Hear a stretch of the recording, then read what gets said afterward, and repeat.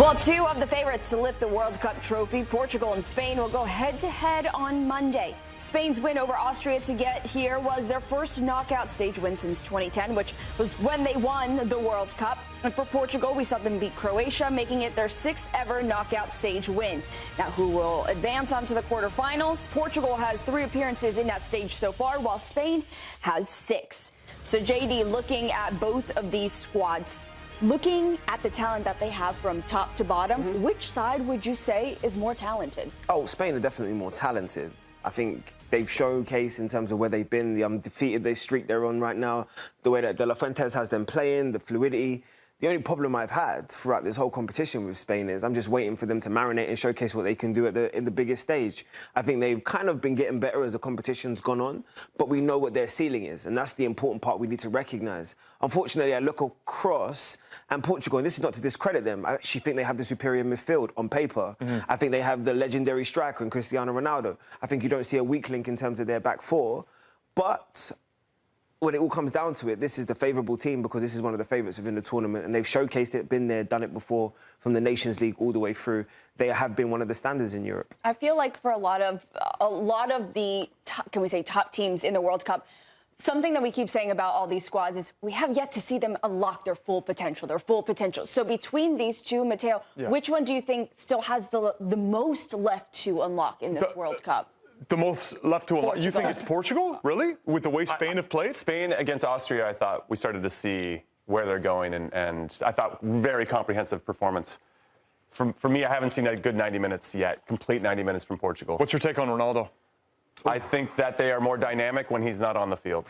I'm sorry, all you CR7 fans out there. I feel like it's been so in fashion now to take cheap shots at Ronaldo as if he's like some guy off the street.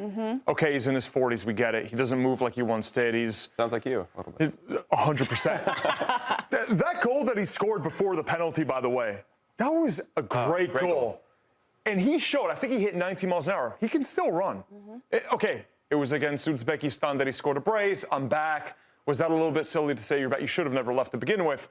But I still feel the runs I've seen from this guy, the finish that I saw when he just dinked it over the keeper, yes, he was a little bit offside, still glimmers there. There's still something there. Roberto Martinez isn't just playing him because he's handcuffed to play him. He still sees something in this guy. By the way, okay, he plays in Saudi Arabia, he's still scoring goals. Like, he's not at the highest level, but to me, to say that, that we need to get him out of the team, okay, Gonzalo Ramos. The only thing I'll counter with that is that there's a lot of deference to him. So sometimes guys Nuno Mendes had a great opportunity where he got in, and instead of taking the chance himself, he tried to play a ball over to Cristiano, who was in a worse position.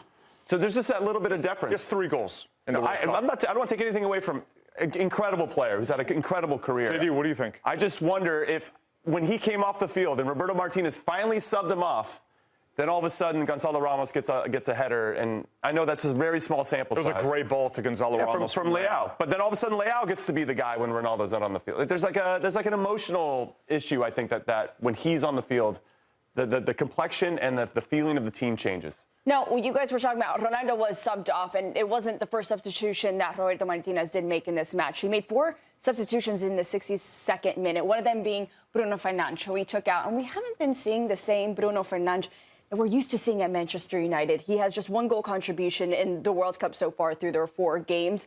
What do you think it is that this team needs to do to unlock the Bruno that we're used to seeing at Manchester United, the Premier League player of the season from this past season? It's, to be honest, I actually don't think it's on Roberto Martinez. I actually put the whole responsibility on Bruno Fernandes. I think he needs to recognise that he is arguably the most important and is the most important person, especially in the final third for this team. Vitinha might be the best player in this team, but he has the most impact in terms of whether or not this team is going to be successful. The drop-off you're seeing, forget the numbers. I'm going to do purely on the eye test, and this is where I go to what my boy Jimmy just alluded to. There's a lot of deference in terms of what I see in Bruno Fernandes. Every single time I think he plays a Cristiano Ronaldo. When he's in the Manchester United shirt, he recognises I am the main man, I have to carry an air of responsibility, and and he takes that with him. That's his passion. That's why he wears the captain's armband. That's why he plays on that edge. I don't see that level of edge when I see him in a Portugal shirt, and that's why I put the onus back on him, because it's not he hasn't got it. It's not he hasn't demonstrated it. It's definitely not his ability. It's way more to do with the mental side of he needs to accept the responsibility of saying, if this team is going to win in the final third, I need to be the best player on the pitch. Yeah, and I think that's interesting you bring that up, that he wants that responsibility, because right now when I watch Portugal play and the ball gets to him, I feel like it slows down. Like Vitinha and João Neves coming from the PSG, Luis Enrique, they want to get it, keep it moving, play it around. The tempo's a little bit higher. When it gets to him, maybe because he's trying to do too much and trying to replicate what he's doing at the club, I think the game slows down, and all of a sudden their tempo that they once had has gone away, and they become a little bit easier to defend. You know, I heard you both said there's a deference to Ronaldo, and I think the eye test shows that, right? That the teammates, when someone has the ball, I think they're first scanning to see where's Ronaldo. Could it also be that this guy has nearly 1,000 goals at the club level, that they still think, despite what all of us outside the team are saying, that they still think he still got it? If we give him the right ball, he can still leap like an otherworldly human. He can still head the ball great. He can still make the runs. Maybe his teammates still believe a guy that's the all-time greatest goal scorer can still put a few in. Just putting it out there. Do you sleep in Cristiano Ronaldo pajamas or what? I have stayed in his hotel, and it did smell like him, and it smelled great. All right, well, our friends at SofaScore, they did put a combined 11 of the best players between Spain and Portugal. So let's take a look at how that shapes up to be. What do you guys Why do I feel think like of I'm this not gonna like this? You're not gonna like it? What do you think? Where's Take this a look based? at it. This is based on performances in the World Cup. Okay, so first of all, I'm gonna look. You know, I love my SofaScore team. We work with them all the time, and they are my boys and my dogs. But I'm just gonna be honest with you. The Bruno Fernandes score is definitely inflated. Nuno Mendes, I think, has had a very good competition. I think Costa's had a good competition. The back four have been really good. I'm happy that they put Pedro Porro in there. Those two in the middle are great, but I don't know where you're missing. There's no pitch alive that I'm not gonna have arguably the best centre midfielder in world football with Vitinha on it. I don't care what numbers say. He could have a 4 next to his name. You need to have him in there.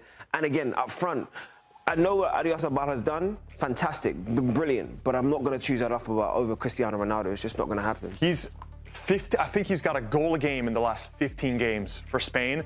And all the talk before about Spain was about Lamine Yamal on one side, Nico Williams on the other.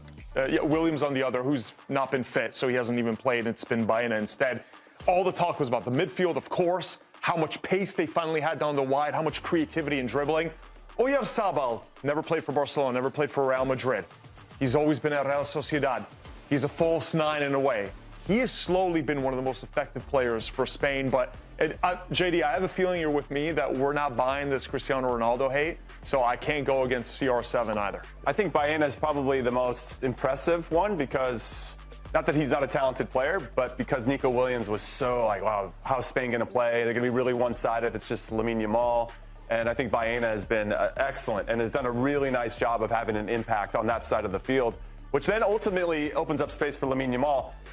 Would you take him over Leao if we're comparing these two? When Leao decides to be the guy, he is unbelievable. That ball that he played to Gonzalo Ramos was next level. Leao's had pubalgia for the last year with Milan, and that's really derailed him. And he's a player that so relies on explosiveness and speed. That's sports hernia. Sorry, I'm saying the Italian way. He hasn't had that. And we know how much that zaps you of that explosive first step. So I'm really glad. That ball he put for Gonzalo Ramos was great. Good for his confidence. I think if we're just looking, though, at this tournament so far, Baena probably has the edge. Different player profile. They're very different player profile. Yeah. And I tell you what, I trust Baena more, but the problem with Rafael Leao is he has that moment of magic. I think about the finish, the goal that he scored in the competition. That's not something that you can just pick and choose. Not every player can do that. And unfortunately, he doesn't show it enough on a consistent basis. And you're right, it might be the injury that's actually maybe in his mind that's playing things. But if he is on his day, he is unplayable. Well, we have our guy, John Buckets Eimer, who's been waiting for us. Buckets, what bets do you have for us for this matchup between Spain and Portugal?